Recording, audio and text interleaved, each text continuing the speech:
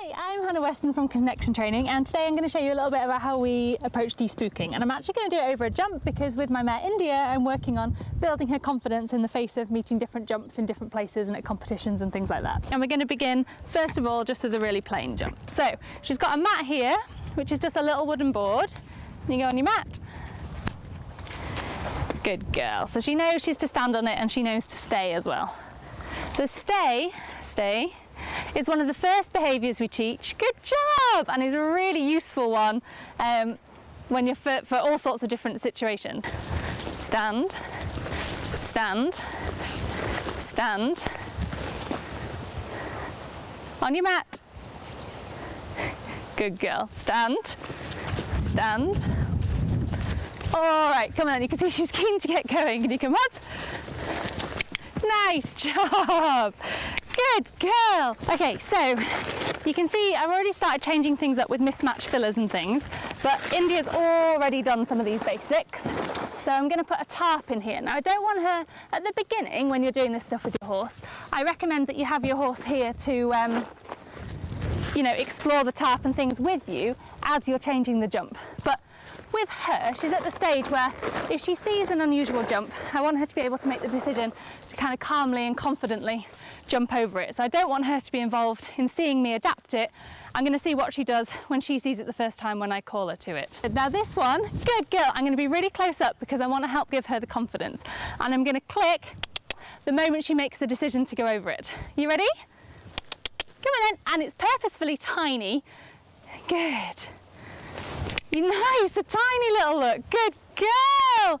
It's purposefully a tiny look, a tiny jump, because I don't want her to be having to think about how she's jumping. Obviously she can jump much higher than this, but because we're working on de-spooking, I want her to be able to jump it from a standstill if she wants.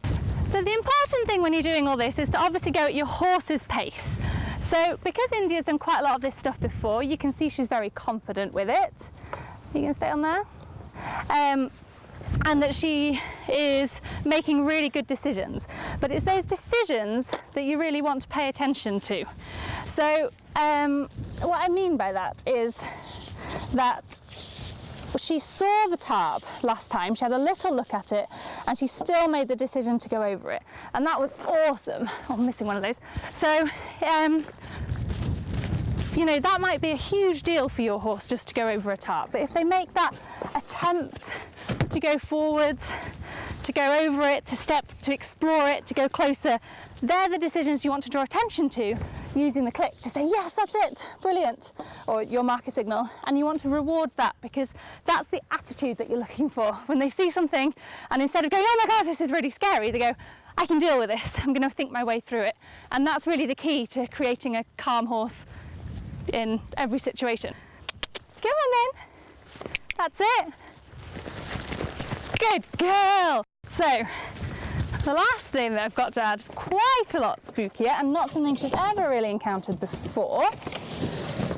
So we'll see how she reacts to these. So this time when I called her to go over the jump with the balloons added, you can see that she really wasn't quite so confident this time. Now in the past, India's been a very, very reactive horse, and one of the things that I've actually allowed her to do is to say no when she can't do it. So things like this, you can see she's not freaking out, she's just walking calmly around. It's quite a clear, like, I can't do that. And by respecting her decision, she doesn't feel like she has to go big to let me know that she can't do something, because I listen to her at this stage. That's it. All right, well, I have one go and I'm going to do it nice. That was lovely. Slowly this time, and see what decision she makes. So normally she can't wait to get off the mat. So again, her reluctance is another sign to me that she's finding this difficult. Yes, good decision. And again, when I asked her to come slowly, that was awesome. Then she could do that really confidently. Okay, so she's had a little break. Breaks are really helpful for helping them really process the information. You've ended on a really good session, and then you can come back and you often find they've made really good progress. Stand, good. I like that she's watching me though, because she's ready. And if she goes early, I don't actually mind. That was beautiful. Well done.